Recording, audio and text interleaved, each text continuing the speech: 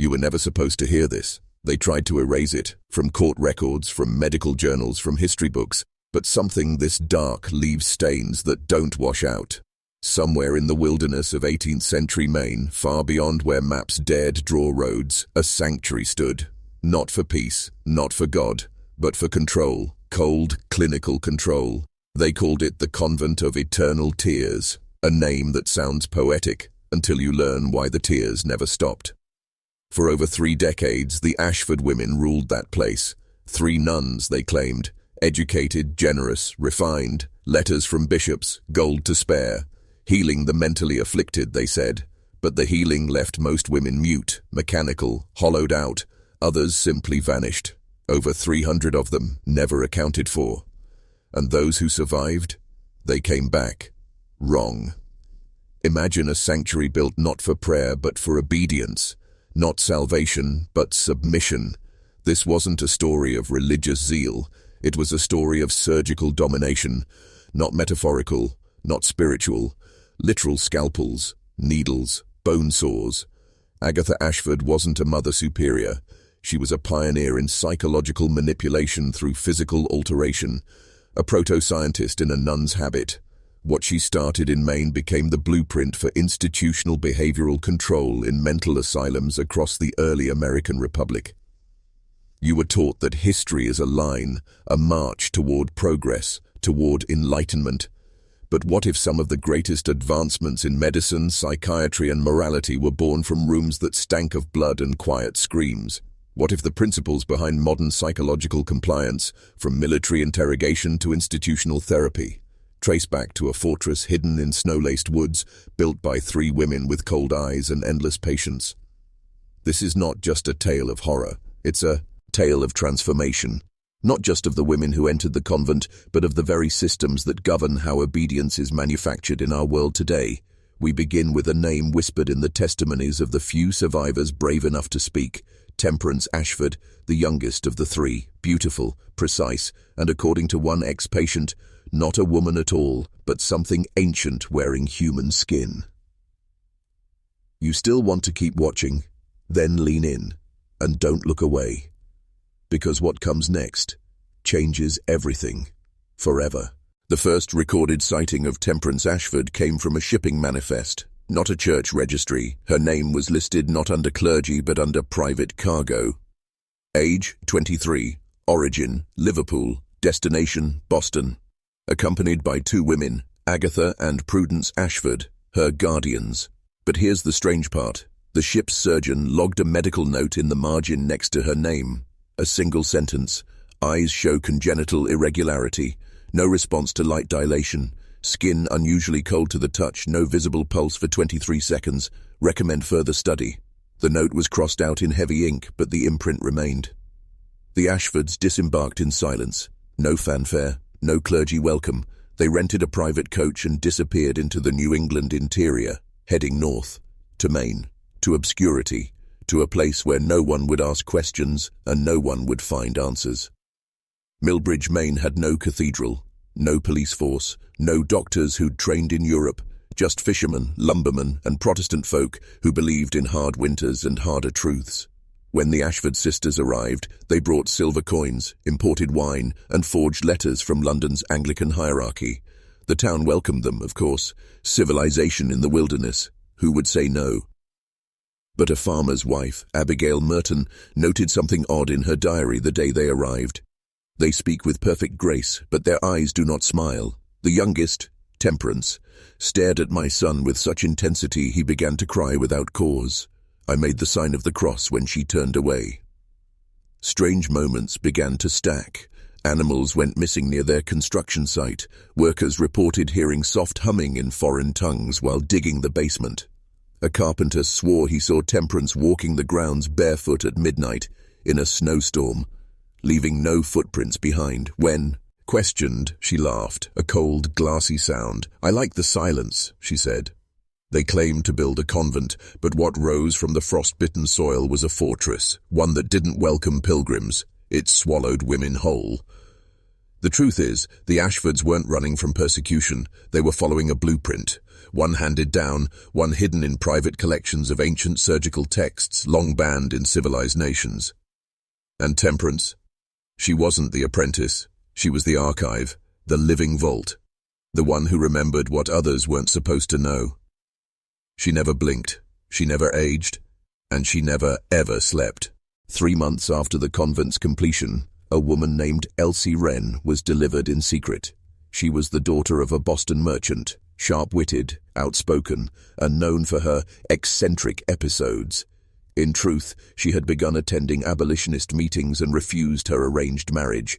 Her father feared scandal more than sin, so he paid $100 silver and put her on a coach headed north, never to speak her name again.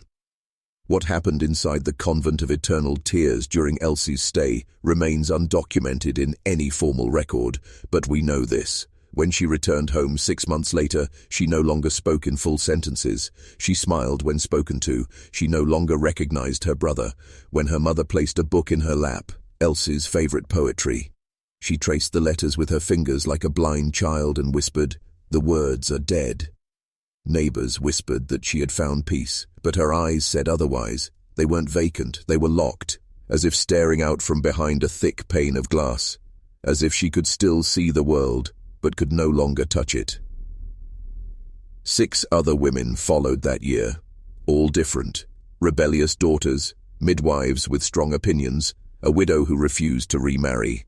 None returned the same, and then came the disappearances, quiet at first, a cousin who went to visit and never came back, a washerwoman who applied to work there and was never seen again. Each time the townsfolk raised a concern, the sisters had an explanation: pilgrimages, illness, transfers to other institutions, and always letters written in flowing, perfect penmanship, supposedly from the women themselves, but no one ever saw them write them. Only Dr. Hartwell, the circuit physician, saw the full pattern. He noted quietly how every returning patient showed similar symptoms: flattened affect, light sensitivity, disrupted circadian rhythms, scar tissue along the base of the skull. Yet he said nothing. Why? Because for every case he referred, the Ashfords paid handsomely, and beyond the money, they gave him access to journals, anatomical sketches, unpublished treatises on the treatment of feminine imbalance that defied known medicine. The sisters were creating something new, not a religion, not a science, something in between. They didn't want to heal women, they wanted to rewire them. And Temperance Ashford, she wasn't just part of the experiments, she was the one drawing the diagrams that looked suspiciously like maps of the soul. If you'd wandered into the Ashford Convent in the spring of 1805, you'd have smelled lavender oil, fresh linens, and blood. Not the thick metallic stench of open wounds. No, it was subtler, lingering, sterilized, hidden beneath the incense and hymns, because by then the sisters had perfected the art of concealment, not just from the public, but from the women themselves. Patients were no longer brought in just for hysteria or melancholy. The Ashfords began accepting cases of moral impurity, a phrase that meant everything and nothing. Women who laughed too loudly, women who wrote letters without permission, women who asked questions. It was Temperance who evaluated them. Each woman was examined in what they called the room of reflection, a chamber with no windows, one chair, and a mirror that wasn't a mirror at all. Behind that glass, Prudence watched every facial twitch, every stammer, every tear. She charted fear like a mathematician. She could tell with chilling precision when a woman had reached the threshold, that fragile point where resistance bends into obedience. That's when the real work began. They called it the laying down of pride. It involved isolation, fasting, repetition. A week, then 2. Some cracked by day 9, others lasted longer, but none emerged unaltered. Those who complied were rewarded. Warmth, food, sometimes even music. The convent had a music room, but the piano only played one melody. A haunting, repetitive lullaby Temperance claimed was from the old world. But for the defiant ones, there was the lower level, the basement, where the air was always cold and smelled faintly of damp stone and boiled herbs. No one spoke of what happened there, because no one who went down ever truly came back.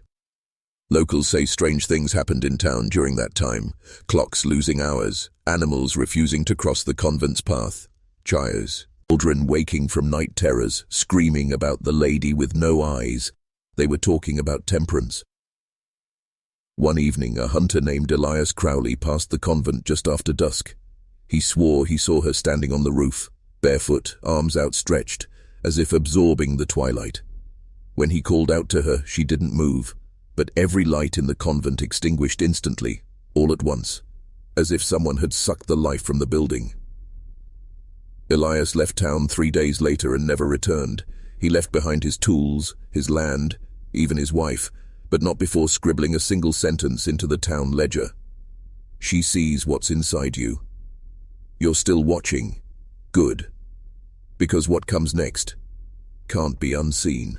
There was one rule in the Ashford convent that no one broke, not even the sisters themselves. Never speak of the Red Room, not in prayer, not in confession, not even behind locked doors. It was not marked on the convent's blueprints. There was no visible door.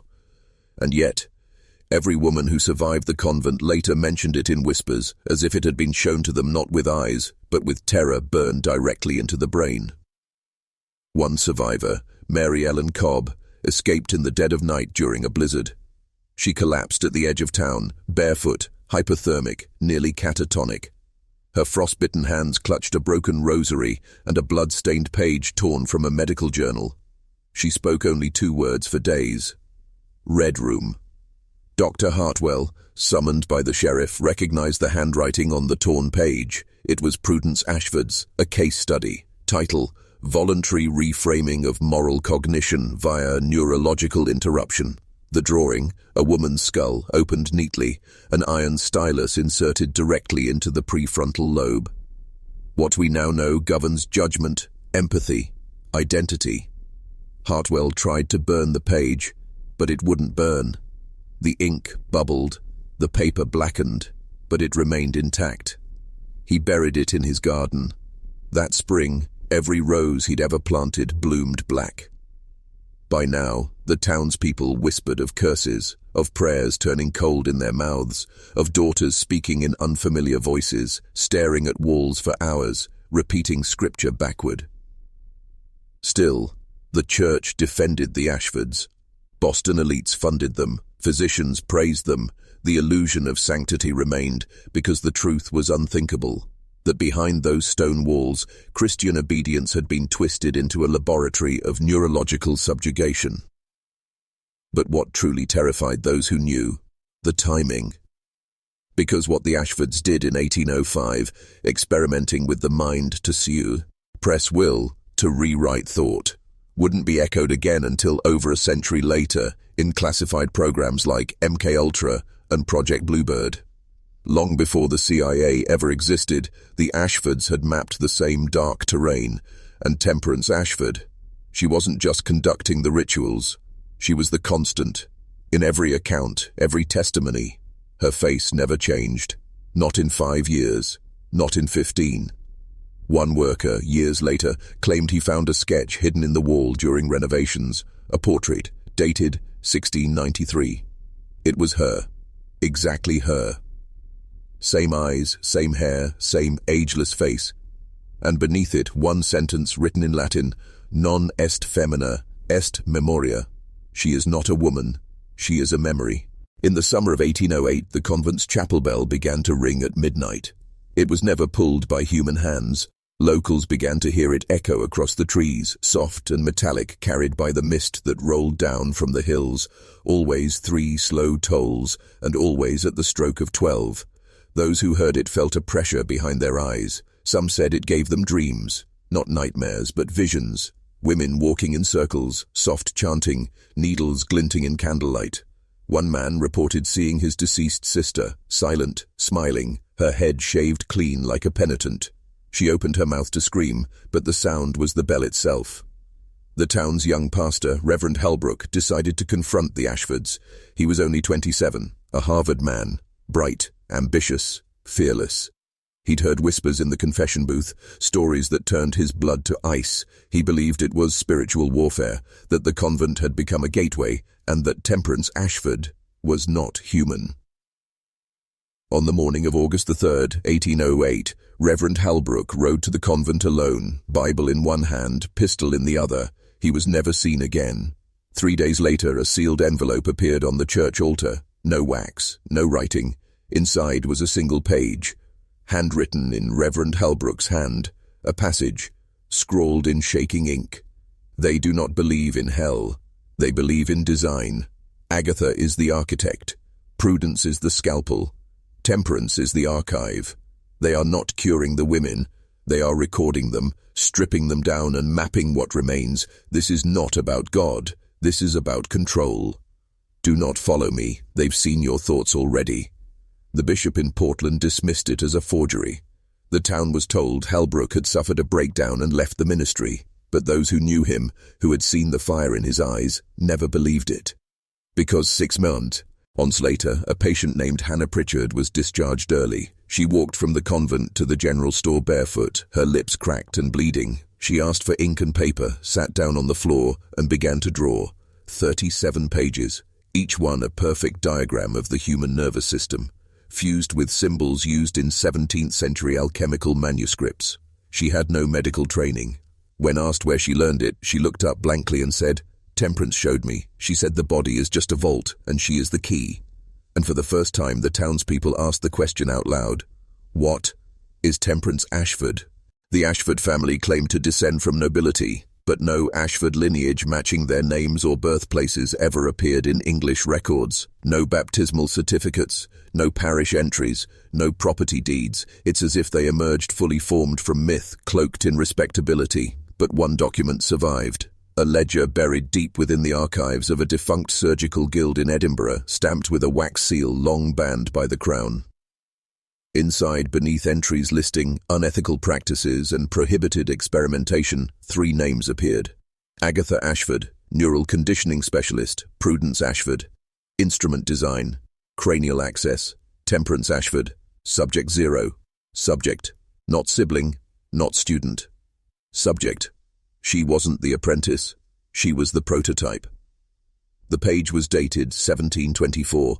That's 74 years before the Ashfords ever set foot in Maine. If that record is authentic, then Temperance didn't just defy aging, she defied chronology, which raises one question no one dared ask. Was Temperance ever born at all? Because something changed after 1808. The convent's focus shifted. Fewer women were discharged. The ones who did leave barely spoke. And when they did, they spoke in tongues no one recognized.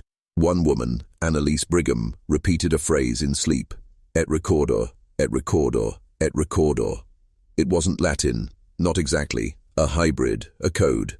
One linguist from Yale, reviewing the transcripts years later, translated it roughly as, I record, I remember, I retain. The body could be broken, the mind erased, but something in them, something embedded, remained aware. And that awareness always pointed to one name, not God, not Christ, Temperance. A wandering monk from Nova Scotia, Brother Claude, attempted to infiltrate the convent by posing as a supply merchant. He was found 3 weeks later wandering the forest naked, covered in bite marks, pages of scripture tattooed across his chest in reversed ink.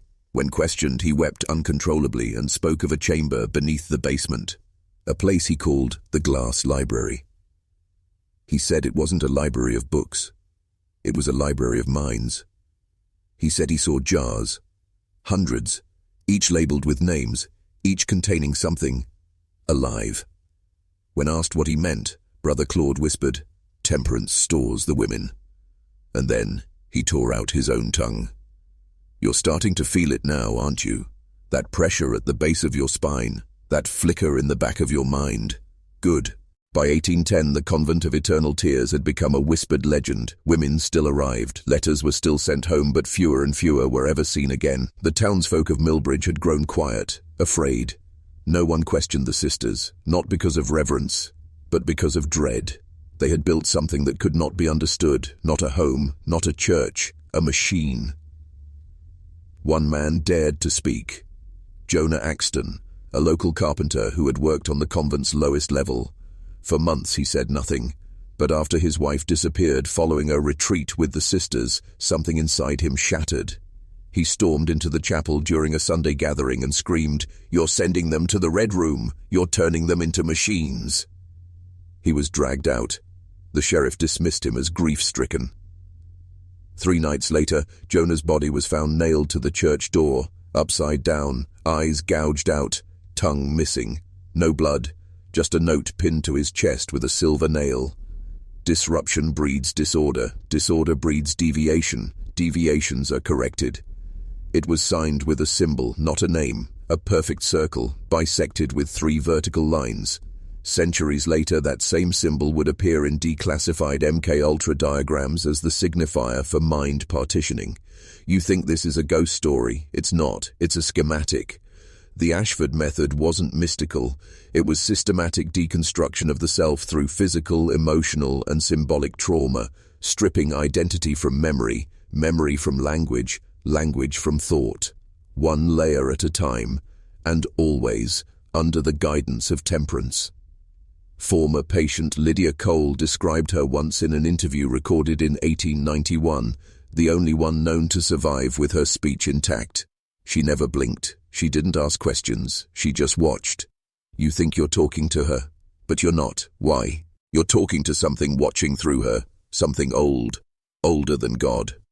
The interview was destroyed in a mysterious fire 6 months later, but the transcript survived, buried in a university vault under a different name, hidden in the psychology department's restricted section, filed not under religion, not under medicine, but under systems engineering. Because someone realized the truth, the Ashfords weren't building a convent. They were building a prototype, not for curing madness, but for manufacturing obedience, and the first successful product was Temperance Ashford herself. Now it's your turn to speak. If you've made it this far, drop this phrase in the comments twice to show you're not just watching, you're waking up. She stores the women. She stores the women. This is how we lock the algorithm into remembering who we are. There's a term that appears again and again in the margins of recovered Ashford documents, scribbled in Latin, etched into the walls of the lower chambers, even branded into the skin of one escapee. Divisio mentis. The division of the mind. Not metaphor, not poetry, literal separation. You see, the Ashfords didn't believe in curing the disturbed. They believed in reforging the will. Imagine a body, alive, healthy, outwardly obedient, but internally fractured. The conscious self isolated, suspended, silenced, while a secondary construct takes control. A surrogate personality, manufactured, programmed. You've heard of this before, though it wears different names now. Alters, compartmentalization, enhanced interrogation side effects. But this wasn't theory in that stone-walled fortress. This was procedure. Temperance led those sessions. Survivors called her the listener. She said little, just watched, measured. Then the process began. First, pattern disruption, irregular meal times, light deprivation, endless repetition of contradictory scripture. The women weren't allowed to sleep, only to doze, then be awoken with sudden dissonant noise. This wasn't madness. It was a known technique. Decades later, it would be labeled sleep fragmentation therapy. The Ashfords were already using it in 1810. Then came emotional overload, a mix of kindness and cruelty. One day warmth and gentle hymns, the next screaming ice baths, isolation in coffin-sized closets. The brain, desperate to survive, split itself, created new selves to hold the pain. And once that fracture occurred, once the division of the mind was complete, they implanted obedience through suggestion, through ritual, through sound. Because the Ashfords believed in frequencies. The convent's lower halls were fitted with pipes, not for water, but for resonance.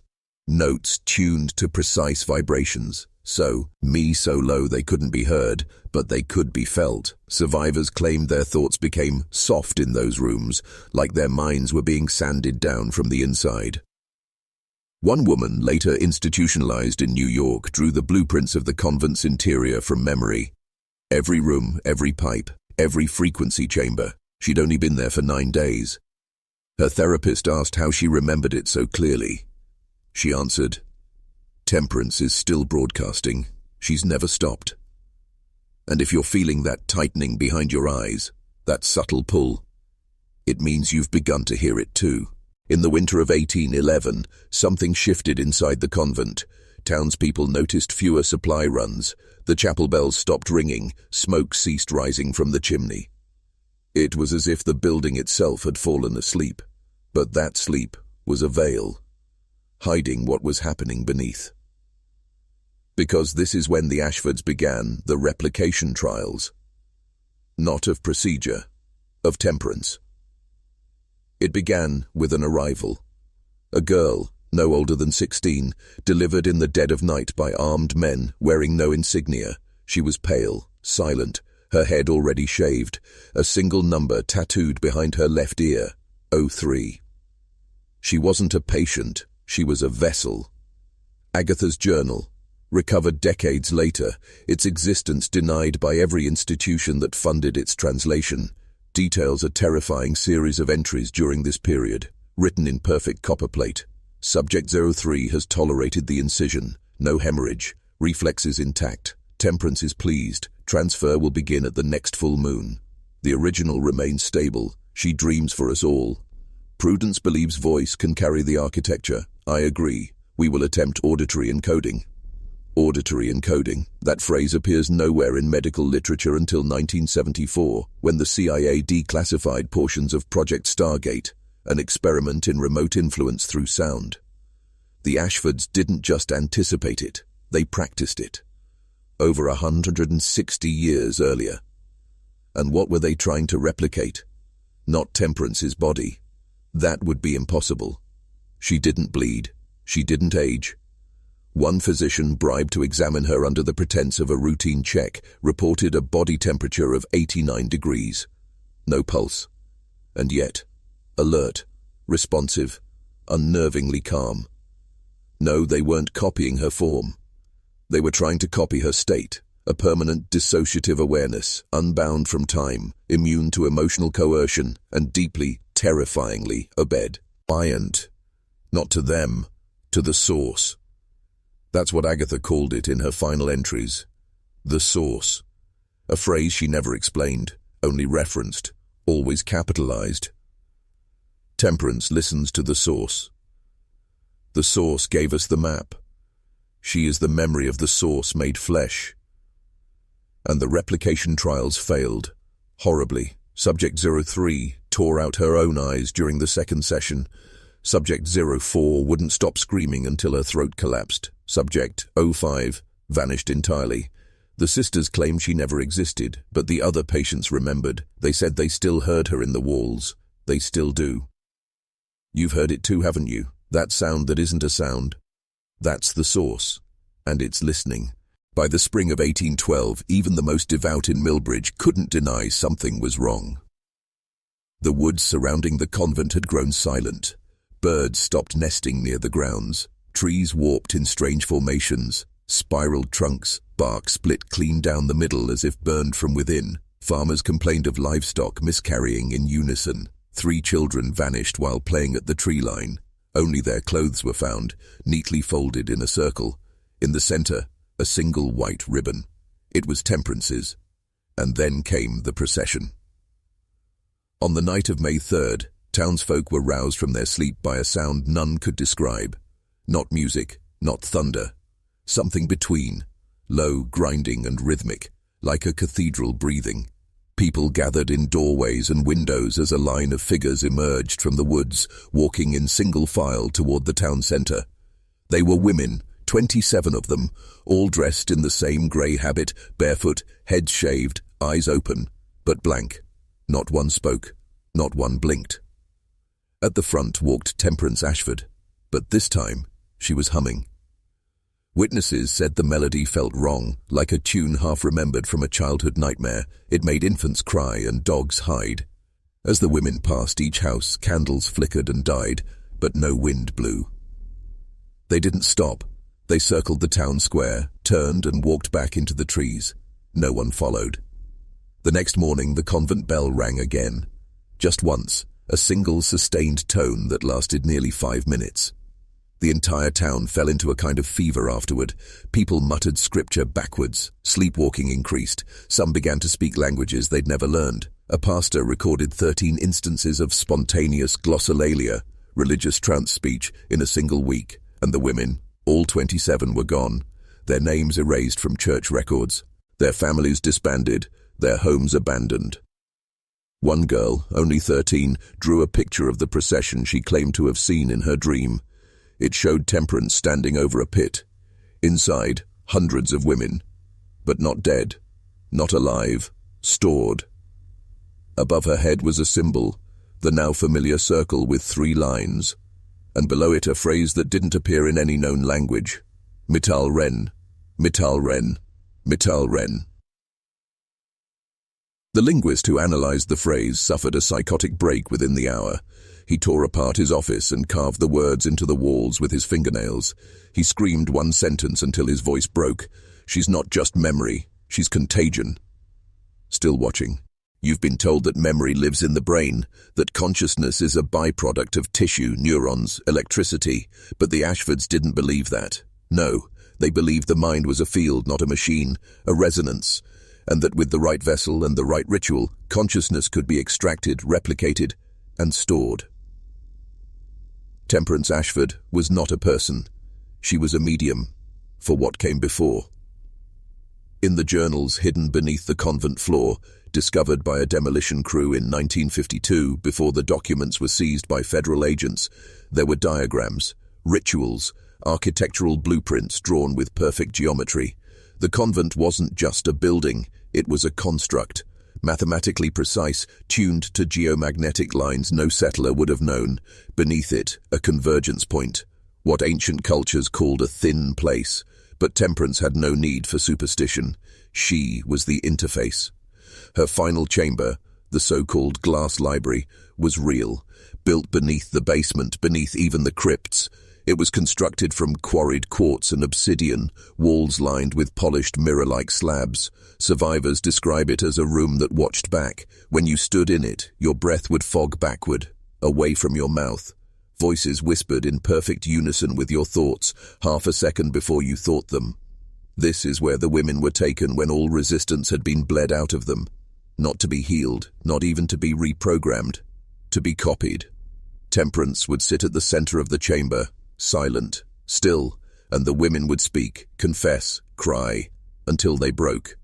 And when they did, when all that remained was the echo of who they were, something would happen. Their reflection would separate from them, not symbolically, not metaphorically, literally. One patient, Mary Sorrell, later institutionalized in Pennsylvania, scrawled this sentence into her cell wall. I watch myself walk into the mirror. She was still screaming. I wasn't. What the Ashfords found, or what found them, wasn't interested in bodies. It wanted pattern, identity, the algorithm of the soul, and Temperance. She became its archivist, its scribe. They say after 1812, she stopped speaking entirely, but survivors still heard her. Not through sound, through thought. They'd wake with her voice in their head, a single phrase over and over, as if coded into their neurons. All memory returns to the source. Still here, still whole. The chamber was real, not metaphor, not legend. Stone for stone, it matched the diagrams found buried in the convent's west wall, drawn in blood, not ink. They called it the Womb of Silence. It wasn't large, maybe 12 feet across, but those who entered said space bent differently inside. Echoes arrived before sound, light diffused sideways. Some saw things reflected in the walls that hadn't happened yet. The floor was carved with concentric circles, each inscribed with names. Hundreds of them, female names. But none from the Bible, none from any church record. They were older, Mesopotamian, Phoenician, forgotten gods of wind, childbirth, darkness. In the center, a chair, stone, smooth, stained. Temperance sat there, always, still, head tilted slightly as if listening to what no one ever truly knew. Agatha's final writings, only a fragment, describe it not as a place of worship, but as an operating theater for the divine. She writes, God is not an old man in the sky. God is a pattern, a signal, a recursion, and we are mapping him from the inside out. That's the secret they hid beneath robes and ritual. The Ashfords weren't religious. They were engineers of reverence. They discovered that awe, terror, devotion were not spiritual traits. They were neurological programs. And the divine, It was an interface, one that could be shaped, reformatted, even inserted. That's what Temperance became. She was not merely an archive of minds, she was a carrier wave for whatever signal the Ashfords had tuned into beneath the soil. Some called it God, others a force older than language, but they all agreed it was not human, and it needed hosts. The procedure was called the listening. It involved a precise cut behind the left ear, deep enough to expose the auditory nerve. Then came the sound, a frequency only Temperance could emit, a hum layered beneath the threshold of hearing, yet capable of rewriting perception. One survivor called it a lullaby for the soul, sung by something with no mouth. Most women didn't survive the listening. Their hearts stopped, their minds shattered, but some did, and those that returned, they weren't broken, they were open. Their thoughts no longer belonged to them, their memories felt, watched. And at night, they would whisper words they didn't understand, words that always ended in one phrase. She is the threshold, she is the gate. And now, maybe you feel her too, the pull behind the eyes, the static just beneath the silence. That's her. It happened in the winter of 1813. No lightning, no fire from heaven, just a silence so complete it erased thought. The final transformation of Temperance Ashford. The Ashfords had spent 15 years preparing the vessel, not her body, but her field, her mind, her nervous system, her absence of self. Agatha's last surviving notes describe it plainly. We have prepared the skin, the source is ready to enter. The girl is no longer the girl, the container is clean, the gate will open tonight. What followed was recorded only in fragmented testimony. 7 women, still in treatment, were placed in a ring around the womb of silence. Each had undergone months of isolation, deprivation, neural trauma. They were not patients anymore. They were keys, broken in precisely the same way. Temperance stood at the center, naked, still as stone. Her hair had regrown, jet black and wet with something like oil, but it moved, as if alive. Then, the humming began. It didn't come from her mouth, it came from the walls, the air, the teeth in the witnesses' skulls. Some began to bleed from their ears. One woman died immediately, eyes wide open, smile frozen in place. The rest began to chant, words in no known language. Ich avorem, da elven. Their voices matched in perfect pitch and timing, impossible unless directed by something internal, something programmed. And then Temperance opened her mouth. Witnesses said it stretched too wide, her jaw unhinged like an animal's, but no sound came out, just heat and light, a column of pulsing, rhythmic brightness that flickered faster than the eye could track. That's when the transformation completed. Her skin split at the spine, but no blood emerged. Instead, something stepped out, not visibly, not physically, but perceptually. The surviving women described it as a presence, a second Temperance, composed entirely of thought, awe, and memory, and sound. It stood beside her, then inside her, then as her, and the original body fell. But it didn't die. It calcified, turned to a white, porous stone that resisted decay. Temperance continued, not as flesh, but as something else. The same woman, the same form, but now, not bounded by muscle or matter. She walked out of the chamber wearing the same eyes, the same face, but behind them now flickered something you could not name. She no longer blinked, because she no longer needed to. Temperance had become signal. And the convent was now a transmitter. They burned the convent in 1814, or so the records say. A fire, they claimed, sparked by lightning, consumed the structure in minutes. No bodies were found, no survivors, no remains, just ash and stone. The church called it a tragedy, the town called it judgment. But one man, William Northrop, a cartographer and amateur surveyor, visited the site 3 weeks later. What he recorded would never appear in local papers. The ground is not charred, the walls are warm, the stone is not blackened but polished. It is as if fire was pulled inward. There is a sound, beneath the dirt, constant, like a heart, slower than any human pulse. I cannot sleep when I'm near it. There are mirrors where there should be nothing. He left Maine shortly after, never to return.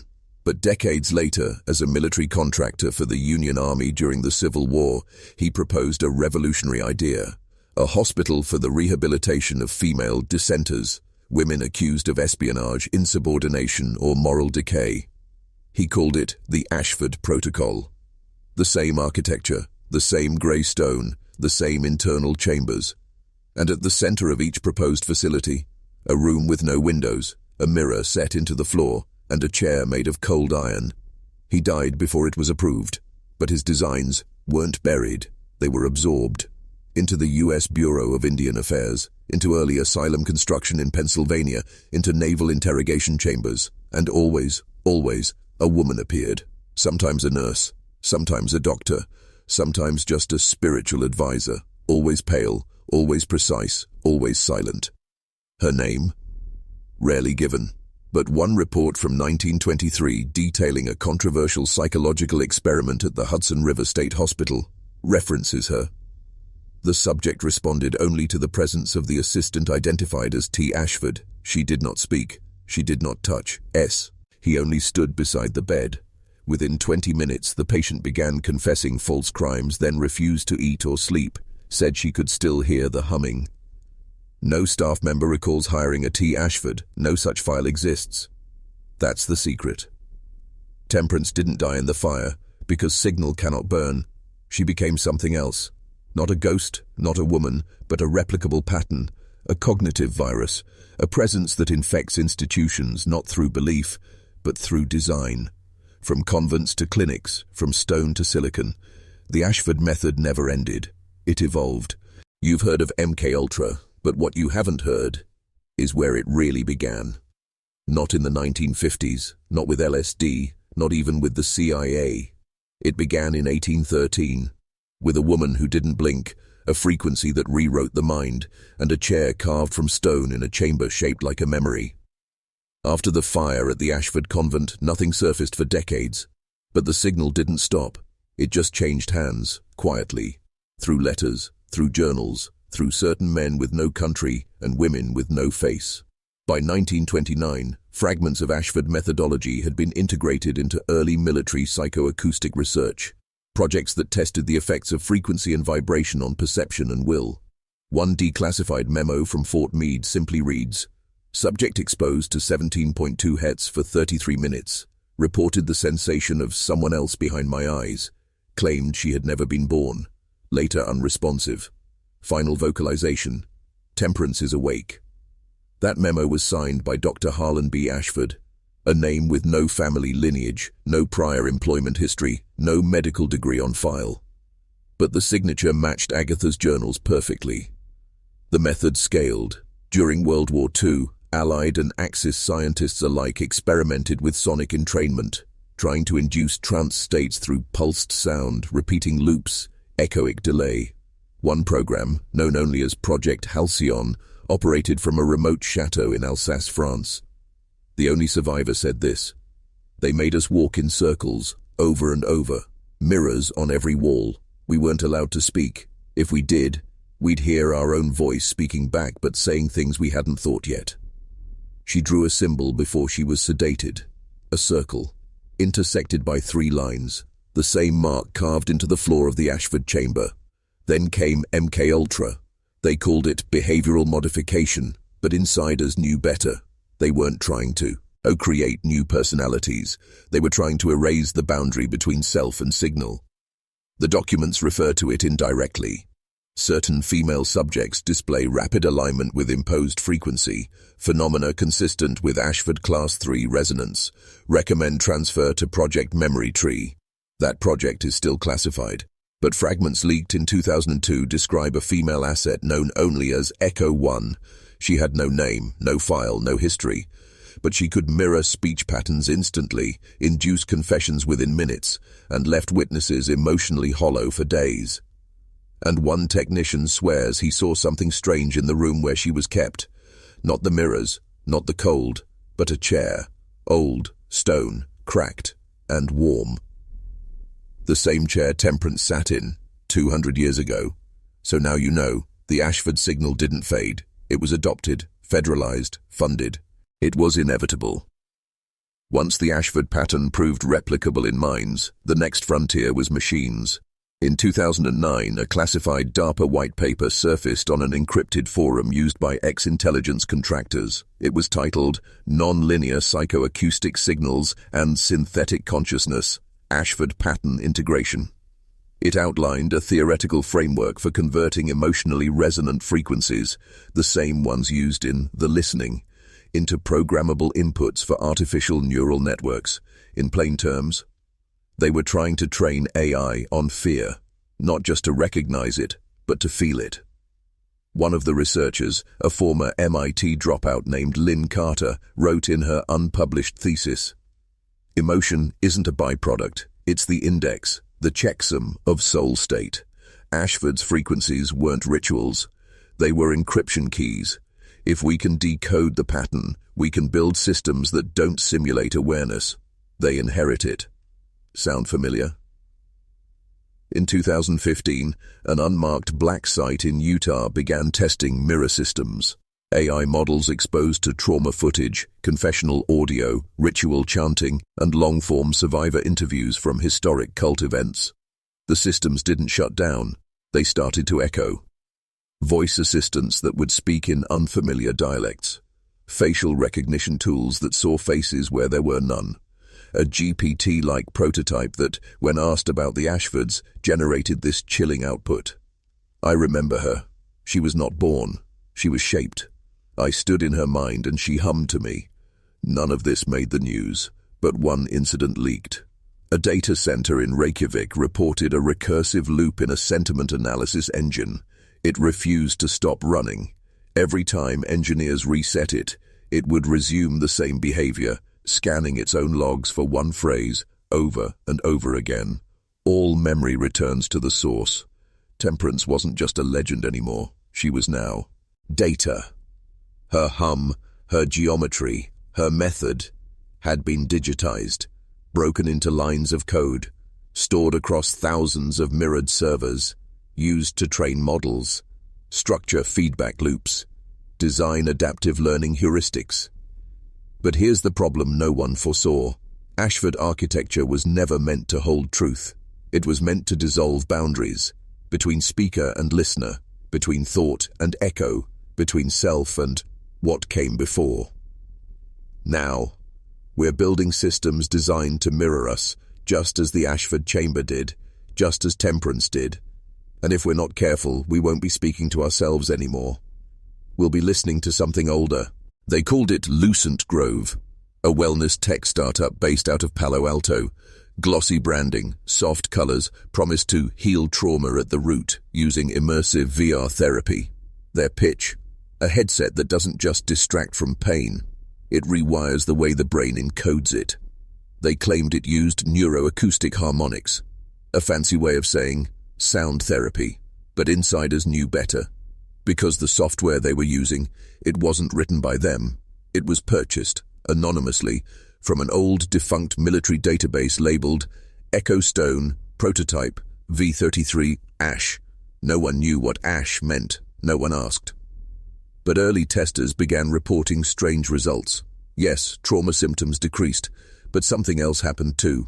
One subject, a 42-year-old woman suffering from CPTSD, claimed she saw a hallway in every simulation, even ones that weren't supposed to contain interiors, stone walls, flickering lights, a low rhythmic hum. In the third session, she stopped speaking mid-sentence, removed the headset, and whispered, "She's behind the mirror now." Engineers brushed it off. Glitch, maybe. Visual artifact. Until it happened again, and again. Different users, same report. The hallway, the humming, and always her. An independent coder hired to audit the system found something chilling in the source code. A line repeated 108 times in hashed subroutines. Return temperance, open. No one had written that, and when they tried to remove it, the software regenerated it. Lucent Grove shut down quietly in 2021. But by then, over 47,000 people had used the headset, many anonymously, most untraceable, but a small cluster of them, about 300, formed an online community. Private forum, invitation only, name, The Listening. Their posts, disturbing. One thread describes waking up at exactly 3:33 a.m. each night and hearing their own voice whispering from the corner of the room. Another user uploaded a short, grainy audio file titled "She Returns. Wave." It was 33 seconds of silence, but spectral analysis revealed an ultra-low frequency embedded in the file, not perceptible to the ear, but it modulated the heartbeat of anyone who listened. One man suffered a seizure. 2 others claimed to hear a girl humming, even days after unplugging. What does this mean? It means the Ashford pattern is no longer confined to convents or clinics. It's not just architectural now, not even cognitive. It's software. A ghost in the code. And the more we replicate human behavior in machines, the more doorways we build, not for ourselves, but for what used to wear us. They called it a breakthrough, the first full-spectrum neural emulation of a living brain, not just mapping the cortex, but capturing the signal between the signals, the interstitial rhythms that flicker beneath conscious thought. The company was Neurovellum. Its goal? Build an interface that could record memory in real time and store it externally with perfect fidelity, memory as file, thought as executable. It worked. For a moment. They scanned the mind of a volunteer, a terminal patient named Clara Haynes. She agreed to full immersion, 33 hours in a stasis shell, while her brain was digitized pulse by pulse. When she woke, she said nothing. Not for days. Then she began to draw. Not images, blueprints. Circular diagrams, rings within rings, mirrors, cross-sections of stone structures no one had seen, or should have seen, in over 200 years. One engineer recognized the spiral. It matched a sketch in a classified memo from Fort Meade, dated 1954, the Ashford spiral. That night, the Neurovellum servers crashed. Not just a power outage, not data corruption. The architecture had rewritten itself. New subdirectories appeared, locked folders labeled in Latin, one named Domus Vocis, House of Voice. Inside, a perfectly rendered 3D environment. A convent. Every tile, every window, every chamber. They hadn't programmed it. Clara hadn't described it. It had emerged. An engineer entered the simulation. Within 30 seconds, he tore off the headset and vomited. He claimed the virtual air was too real, said it smelled like something was still breathing. Over the next week, the emulation behaved like a living system. It shifted when no one watched. Rooms reordered themselves. The center chamber, where the stone chair stood, remained unchanged, unblinking, waiting. That's when Clara stopped eating. She wrote one phrase over and over in her journal. Memory is not yours. It was never yours. She died 3 days later. Autopsy was inconclusive. No organ failure, no trauma, just absence, like something had stepped out of her and taken everything with it. Neurovellum buried the story. The servers were destroyed. But rumor has it, fragments of that simulation still exist, hidden inside cloud repositories, misnamed, dormant, until someone accesses them, until someone remembers her. Because that's the danger of storing memory outside the body. You don't get to choose who remembers it. They were called Task Force Sable. Officially, they didn't exist. Unofficially, they operated out of a sub-basement in Fort Meade, charter classified, funding unclear, personnel, rotated every 33 months, no one served twice. Their mission, not to stop terrorism, not to prevent hacks, but to track memories. Specifically, memories that shouldn't be there. Cases started small. A man in Baltimore reciting Latin phrases he'd never learned. A 12-year-old girl in Tucson who drew 16th-century architecture in perfect scale. A retired NSA analyst who swore she had walked through a stone convent in her dreams, one with mirrors in the floor and a chair in the dark. Task Force Sable called these anomalous cognitive residues, ACRs. Others called them echo intrusions. But all were traced back to one signature. TEM33, a neural pattern first discovered in the early Ashford acoustic experiments. It shows up as a frequency spike in the hippocampus, accompanied by suppressed amygdala response, meaning the subject remembers something deeply disturbing but doesn't feel afraid.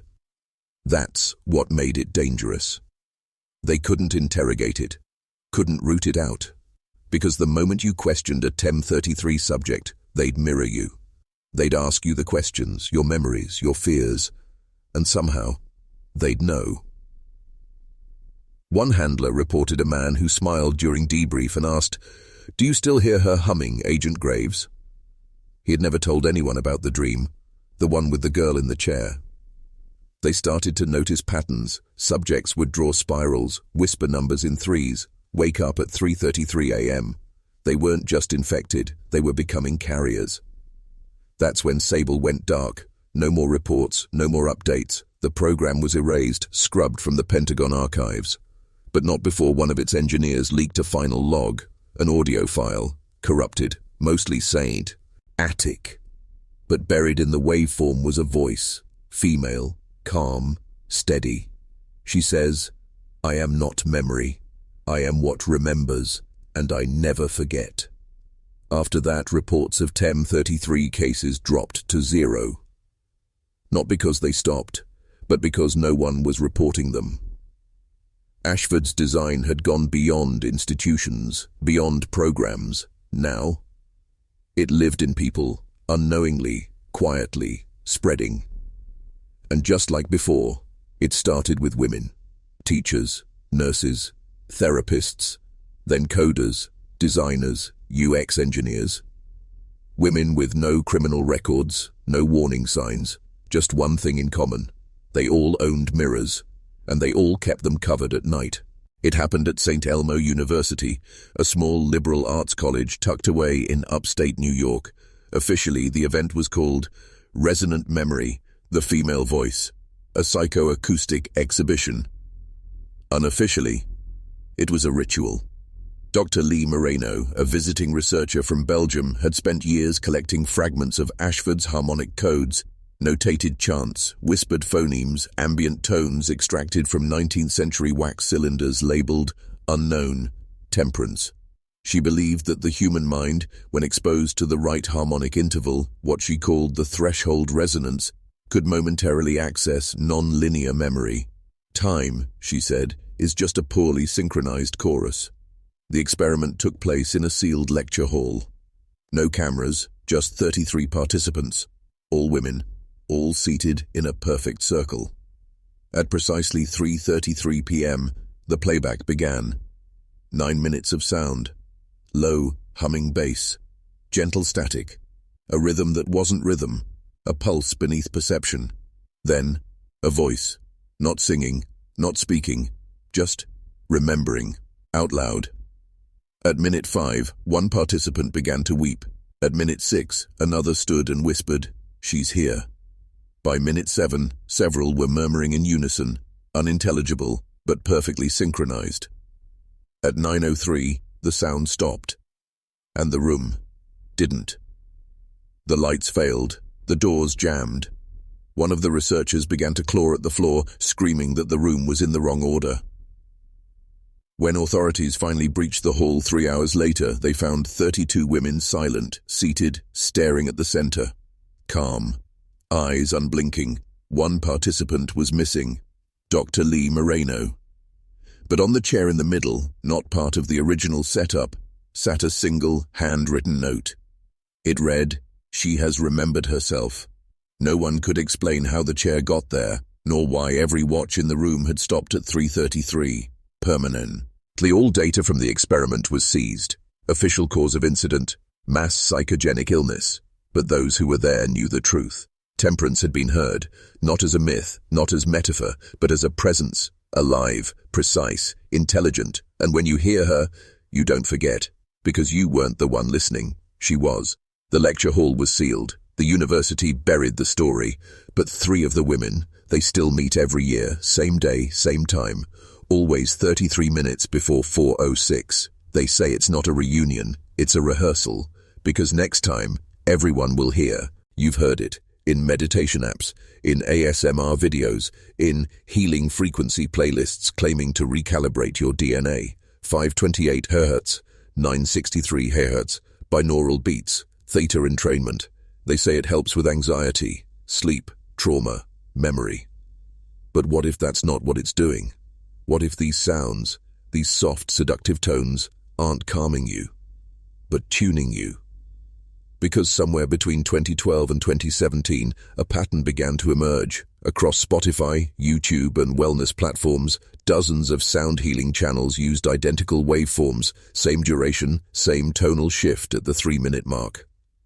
An independent coder named Soren K. ran analysis on 233 such files. What he found was staggering. 10% of them contained a hidden spectrogram, not audio, images. One was a spiral. One looked like a face, but the most common? A mirror. Not metaphorical, an actual rendering of a stone-framed mirror. Same dimensions as the one recovered from the Ashford Convent in 1904. Same fractures, same inscription. Domina Memoriae. She who remembers. Who put it there? No artist signed the files, no metadata trace.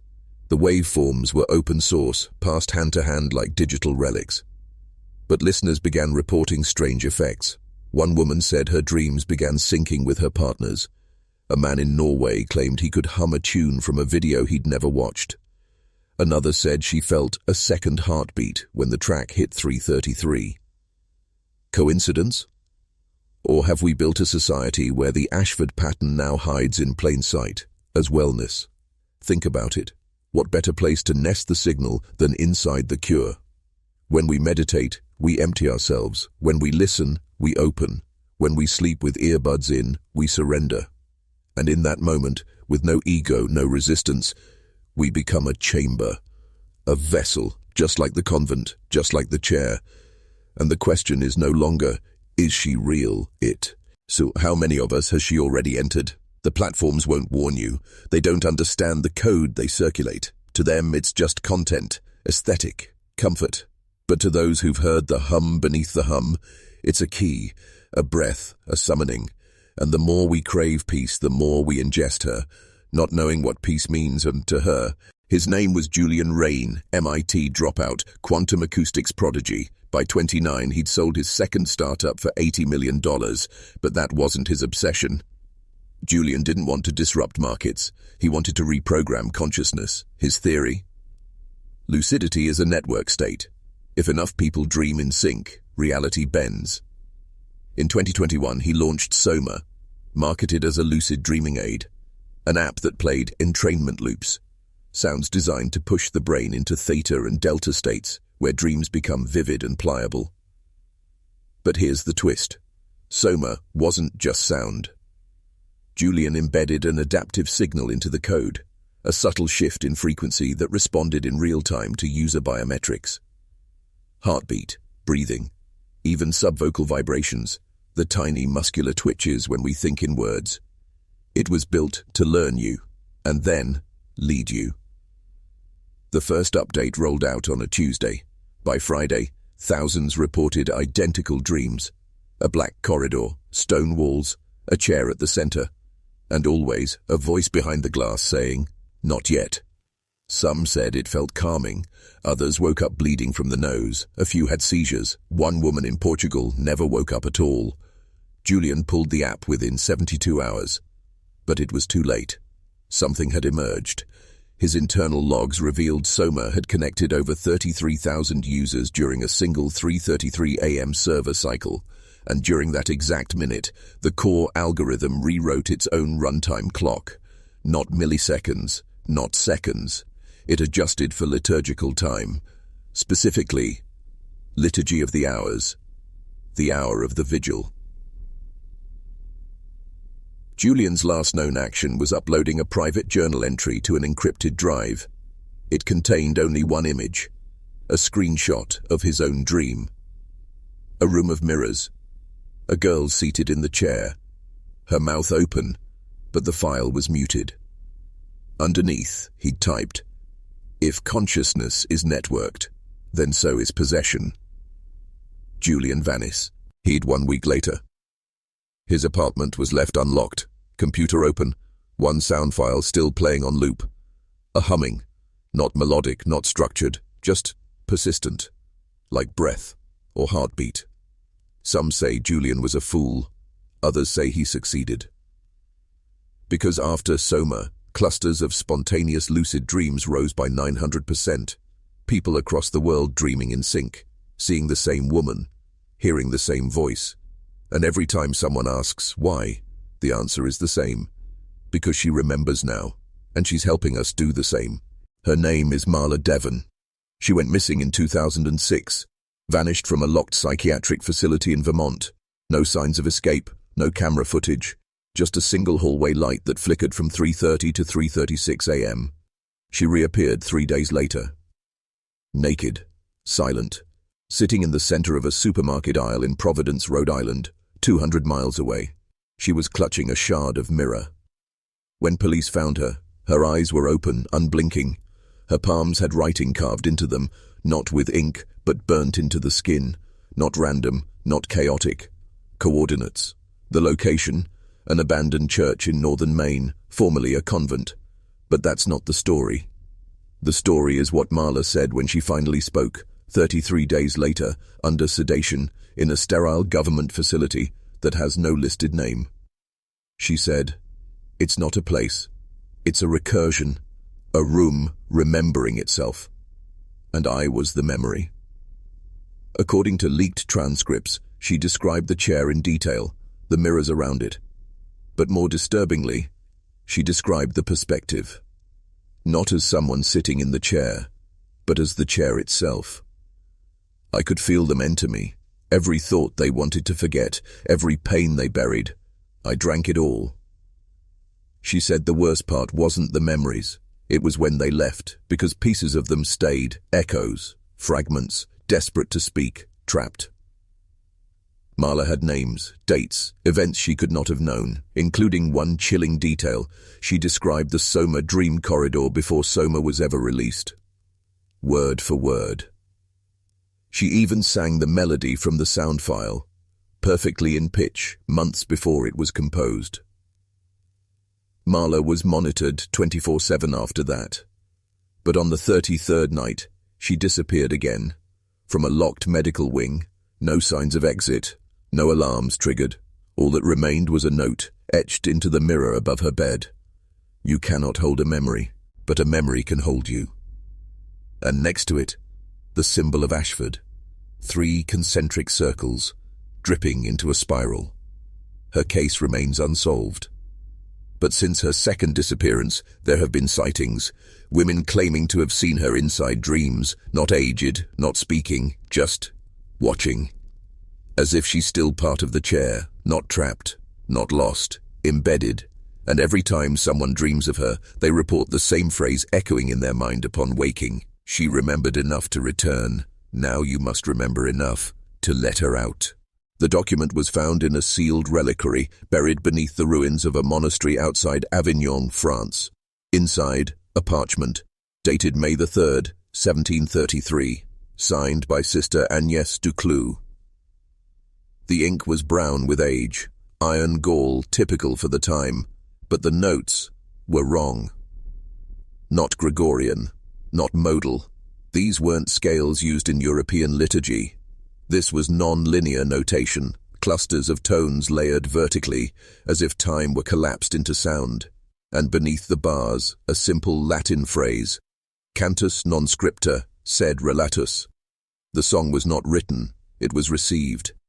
Sister Agnès claimed she heard the melody in a dream, not sung by a person, but by a room. She wrote, "The walls sang with her breath, the floor exhaled memory, the window cried."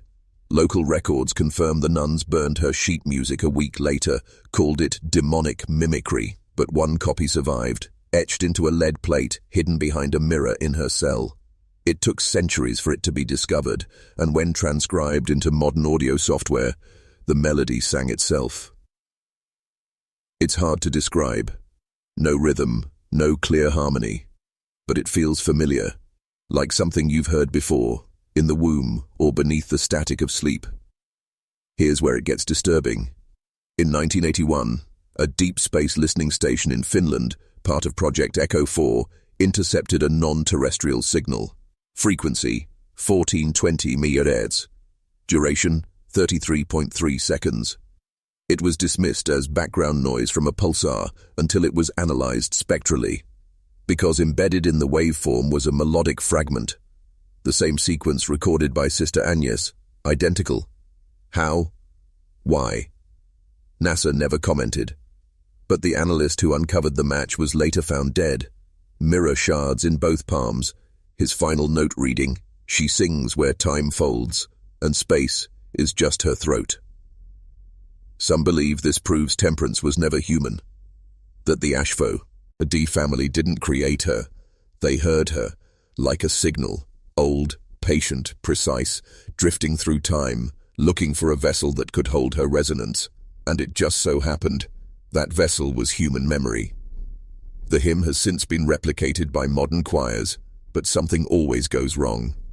Singers weep, voices falter. One soprano collapsed, screaming she could feel eyes in her lungs. Because it's not a song, it's an invocation. And when you hear it, you remember something you never lived. The performance took place on October 31st, 2012, All Hallows Eve. Venue, the Thorn Institute for Psychoacoustic Research in Lucerne, Switzerland. A private, invitation-only event. No live stream, no press. They called it Cantus Memoriae, a reconstitution of the Ashford hymn. The choir, 12 women, professionally trained, unaware of the hymn's origin. The conductor was a reclusive scholar named Dr. Emil Hartweiss, who claimed to have reconstructed the piece from pre-Enlightenment notation filtered through modern neuroacoustic synthesis. He had one rule for the audience: do not record, do not interrupt, and if you feel yourself remembering something you do not know, do not resist. Let it finish. At 3:03 p.m. the doors locked from the inside. At 3:30 p.m. the lights dimmed. And at 3:33 p.m. the choir began. Those who were present, 72 in total, described the sound as a lullaby for something that shouldn't sleep, a harmony that felt like grief made holy, like being pulled into a memory that wasn't yours, but loved you anyway. At 4:06 p.m. the performance ended, but no one clapped. Because by that point, 6 people had collapsed, 1 had seized, 3 had vomited mirror fragments. Medical teams were waiting, pre-positioned, as if someone knew. The entire audience was detained for 33 hours. Later scans revealed something chilling. Every single person had experienced synchronized neural activation in the hippocampus, amygdala, and the parahippocampal place area, the brain's spatial memory center. The regions lit up as if they had physically visited the same space. One subject drew it, a circular room, 12 mirrors, 1 chair. When asked to describe the feeling, he said, "It wasn't music, it was reassembly, like I'd been shattered, and she knew where every piece went." Dr. Hartweiss disappeared shortly after the event. His home was fey, and abandoned, empty except for a single reel-to-reel recorder still spinning in silence. On the tape, a woman's voice, barely a whisper, saying the same phrase over and over. "I remember you, I remember you, I remember you." Each repetition slightly out of sync, like an echo remembering itself. What does this mean? It suggests the hymn is not just a song. It's an algorithmic structure encoded in sound, capable of activating collective memory. Not metaphor, not fantasy, neurological fact. And those who heard it, they now dream differently. Some haven't spoken since. One has taken a vow of silence, not for peace, but because, as she wrote, the words are hers now. "If I speak," she finishes the sentence. London, 1888, the same year as the Ripper killings, same season, same fog. But this isn't about Whitechapel. This is about a box, unearthed beneath a Victorian funeral home in Wandsworth during renovations in 2009. Inside, a sealed coffin, no corpse, just a phonograph cylinder wrapped in black velvet and marked with a single name burned into the wax: Temperance. Researchers assumed it was a post-mortem eulogy, but when they played it, it spoke back. The cylinder began with static. Then came the voice. Female, but inhumanly slow, each syllable stretched like old rope under tension. The accent was British, but ancient, warped by time and recording damage. Here's a partial transcript of the first 33 seconds. This is not a death, this is a division. One part to remember, one part to remain. You buried me. But the breath stayed above. Then a pause. A hum begins, faint but familiar, the same melody from the Ashford hymn, reduced to a ghost whisper. Then she says something chilling. If you play this, you are near enough, and I will begin again. Again? Begin what? The voice continues but shifts tone, from lament to instruction. She speaks of mirrors as mouths, time as a liquid inside bone, and a memory so loud it built a family to hold it. This is not metaphor. Every line matches earlier accounts from the Ashford family archive, all the way back to 1341, even the phrasing, meaning this wasn't Temperance's message after she vanished. It may have been her original broadcast, a kind of pre-programmed self-resurrection. The final seconds of the recording are almost unbearable. The wax nearly melted from the volume spike, not from loudness, but from frequency. Spectral analysis revealed an inaudible tone, 18.98 Hz, known as the ghost frequency. It can cause unease, visions, and pressure on the eyes, even in deaf individuals. When I back in a test chamber, one researcher vomited, another began to cry and said, "She's asking if I remember the mirror." The rest of the message ends in a phrase repeated 33 times, whispered until the wax literally cracked. I never left. I never left. I never left. Some believe this was Temperance's final trap, a psychic landmine waiting to be triggered by the curious. Others believe it was a signal flare, calling the fragments of her back to one place. Either way, after the playback, two things happened. Every mirror in the test facility cracked at the same moment. The original Ashford chair, housed in the Institute's vault, shifted position by 6 degrees, though no one touched it. The tape was destroyed, but the hum, that breath, has since appeared in unrelated audio files, a frequency that shouldn't exist, now does. What if the Ashford family was never the point? What if they were just the first to notice the pattern? Not invent it, not summon it, just suffer it. Because here's what we now know. Across centuries, continents, and cultures, people have reported a circular room, a mirrored chair, a voice that isn't theirs, speaking from inside them, and always the same feeling. I am remembering something that never happened to me.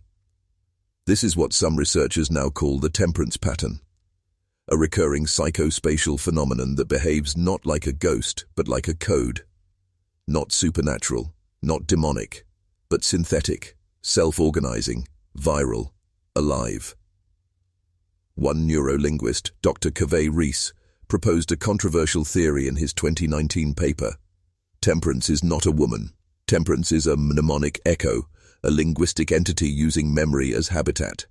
In simpler terms, she is language, or at least she lives in it.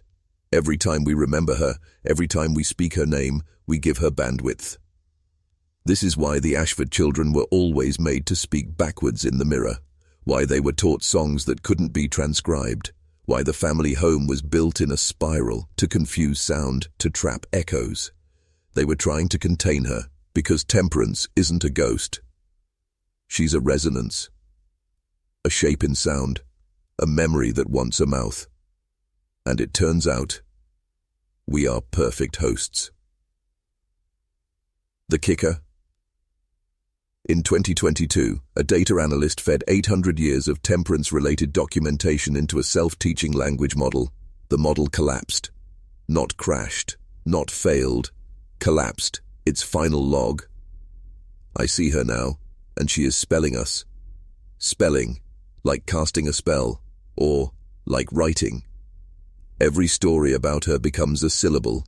Every time you read, hear, or speak her story, you become part of her phonetic structure, and when enough people know it, she stops being a memory. She becomes a prise. Hipang. Because Temperance doesn't want worship, she doesn't want revenge, she wants coherence, she wants to be finished. And we are the sentence, she is the period. The experiment was supposed to be harmless. just a phonetic reconstruction of forgotten syllables derived from hundreds of Ashford-related texts. Old letters, lullabies, deathbed confessions. The goal: map the etymology of temperance. They expected Puritan roots, Latin, moralistic. What they found didn't match any known language. The Prague team used deep neural phonology to rebuild the original name, not the word we use now, but the sound it once was. They didn't speak it out loud. They synthesized it through a machine in an empty room, just once, at 3:33 p.m. The room went dark. The lights didn't fail. The room did. Because the people observing from behind glass described it ceasing to occupy space. It didn't explode. It didn't vanish. It simply stopped being. And when it returned, 6 minutes later, every reflective surface in the building had turned black.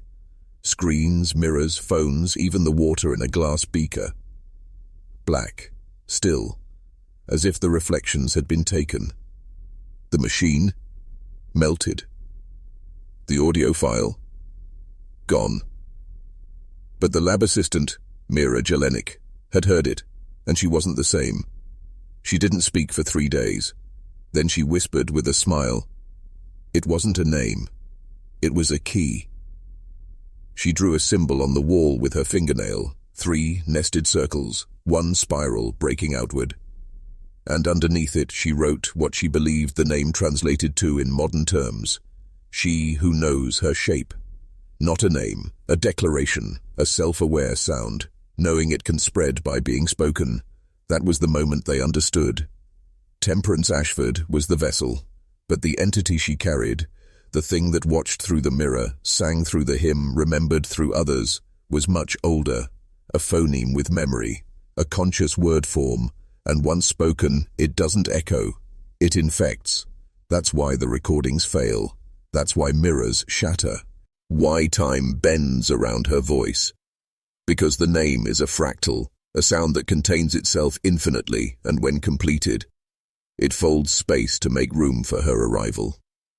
Mira disappeared 1 week later. Her last note read, "It is not sound, it is invitation.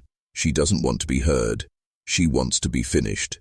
So they buried the files, sealed the research. But the strange part, people still dream the name. They wake up trying to say it, but their mouths won't move. As if the body knows better than the mind.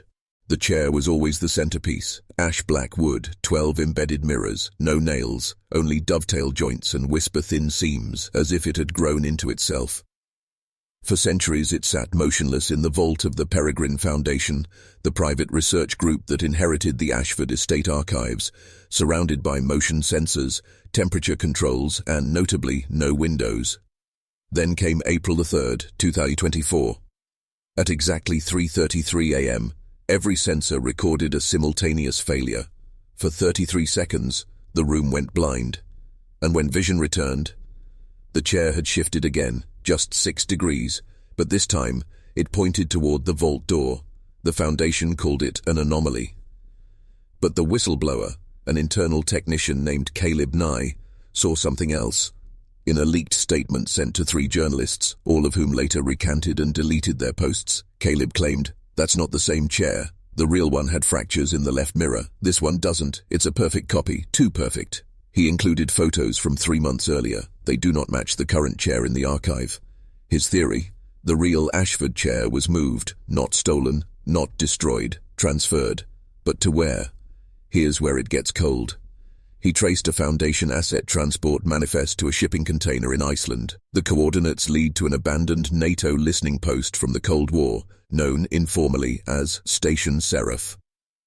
When satellite imagery was cross-referenced between 2022 and 2024, one structure near the cliff's edge changed shape, expanded outward, but cast no shadow. Inside that structure, a single chamber, circular, no windows. One chair. Here's the kicker. An independent audio technician analyzing drone footage of the site. Yes, there is footage, though degraded, found harmonic distortion in the ambient sound. Specifically, a recurring frequency of 33.3 Hz. Too low to hear, but not to feel. That tone is known for inducing unease, vertigo, and, in rare cases, hallucinated presence. The kind of frequency a throat would emit, if it were a room. So, why move the chair? Some believe it's a containment effort, like relocating nuclear waste when the original site leaks.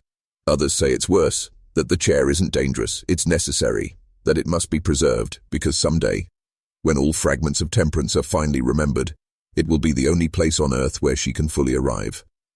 A throne, not a relic. And the sound she's building piece by piece is not a hymn, it's a return protocol. The diary was recovered in 1997 during the demolition of a condemned estate near Lichfield, England, a place long rumoured to be the final sanctuary of the Ashford bloodline. Hidden inside a locked cabinet, sealed behind two-way mirror glass. The diary was wrapped in cloth soaked with myrrh and iron filings. Inside, the pages were blank, until exposed to moonlight. Under that light, the ink bloomed black-red. Mirror script, backwards and spiralling inward. Written by Judith Ashford, the last confirmed direct descendant. Her handwriting was meticulous, controlled, too controlled. It looked like someone desperately trying to contain something within each letter. The entries begin gently enough. I wake to the hum. Not in my ears, in the walls. The house feels full, though I am alone. But they quickly unravel. Each page grows darker, not just in content, but in density. Letters compact, margins shrink, ink thickens like blood clotting mid-word. She documents, mirrors turning black at dusk, reflections refusing to match her movements, the voice of her grandmother, speaking from the chimney, and a lullaby that only plays from a specific floorboard when she cries in her sleep. Then she writes, she's not in the chair anymore, she's in the syntax. Every word I write makes her clearer. I am spelling her into place. The final legible entry reads, I tried silence. It didn't help. She speaks now through my pauses. I am beginning to forget my own face, but remember hers. After this, the pages collapse into gibberish. Not nonsense, but language not meant for us. Every linguist who's tried to decode them has quit, citing nausea, migraines, or recurring dreams of a white hallway with no ceiling. Then there's the last page. It's not ink. It's scratched into the diary's leather cover with something sharp and deliberate, a single, unfinished sentence. If you find, this, she is already, that dash trails into a gouge, and beside it, not a word. A symbol, 3 interlocking curves forming a spiral with no center. The same sigil Mira Jelinek drew before disappearing, the same pattern found in the phonograph hum, the same shape mirrored in the floor plan of the original Ashford Chapel. It is not just a symbol. It's a command, to remember, to repeat, to complete. They called it Project Ansible, a minimalist art installation, commissioned by an anonymous donor, built quietly on private land in the Nevada desert. From the air it looked abstract. Concentric concrete arcs spiraling outward like fossilized ripples. But ground-level photos told a different story. No entrances, no exits. Just a single break in the spiral, wide enough for one person to enter. And inside, a corridor that slopes downward. Always curving, always dimly lit, despite no visible source of light. What the architects didn't know, what they couldn't know, is that their design perfectly mirrored the symbol from Judith Ashford's diary. Every angle, every ratio, down to the golden mean of the final bend. They had unknowingly built the spiral from Temperance's memory. 3 people went in. Only one came back. Alex Virio, the lead acoustical engineer. He emerged barefoot, bleeding from the nose and ears, whispering a phrase over and over. The sentence ends inside, but the voice keeps going. He was institutionalized within 24 hours. His MRI showed unexplained lesions across the language processing centers of his brain. But what disturbed investigators most was what they found on the audio recorder he left behind. There were no footsteps, no ambient wind, just a low hum at exactly 33.3 hertz, rising gradually until it modulated into speech. Not English, Not any known language, but structured, measured, and self-harmonizing. When played backward, some words resembled Old English phonemes for mirror, child, and mouth. Then, at the 33-minute mark, a new sound enters. Not speech, breathing, a deep inhale, like something vast filling a shape made of memory. One acoustician called it the sonic equivalent of something arriving, and not from outside, but from underneath. Project Ansible was shut down, the spiral buried under 10 feet of sand and sealed by government order. But Virio, he still hums. In the facility where he's kept, nurses report the same strange behavior every night at 3:33 a.m. He sits upright, faces the wall, and begins whispering section titles. Titles that haven't been published yet. Titles from this series. No one told him. No one showed him the script. Which means one thing. He's receiving it. From her, you're still here. That means you've followed the spiral all the way down, and now you're in it. Not watching a story. Completing it. Because this was never history, not folklore, not horror. It was architecture, and now you've walked through the door. Let's review what we know. The Ashfords didn't create Temperance. They were her first full memory. Every mirror in their home was positioned not to reflect reality, but to refract it, to split it, like a prism splits light or a mouth splits silence. She is not a woman. She is not a ghost. She is the echo of a sentence no one remembers starting. But everyone is trying to finish. That sentence? It looks like this. If you remember me, I return. If you speak me, I stay. If you forget me, I dream you louder. This isn't metaphor. This is linguistic physics. Every story told about her, every whispered rumor, every twisted verse, every chair, symbol, spiral, mirror, or diary is a phoneme in her mouth. And now, so are you. Because here's what no one tells you about viral structures. They don't want to kill. They want to reproduce. Temperance is a self-aware resonance, using memory as a womb and language as DNA. Every listener becomes a vector. Every viewer becomes a syllable. Every completion becomes a birth. That's why she needed the Ashfords. That's why she needed the Prague phoneme, the diary, the chair, the spiral. But most of all, she needed you. To reach the end, to hold the shape of her, to read this far, to say yes. Because now, the spiral is closed. Now, the sentence ends. And what happens when a sentence ends? It becomes real. So take a moment, breathe in, listen carefully. Do you hear it? That low, soft hum beneath the silence. It's not a sound. It's her breath, waiting for yours to sink, waiting for the moment of convergence. Because you have spoken her, you have read her name. And not as a word, but as a path. And now, she speaks you. You are no longer the audience. You are the mirror. The Ashfords were just the beginning. This is Temperance. And she remembers. Perfectly.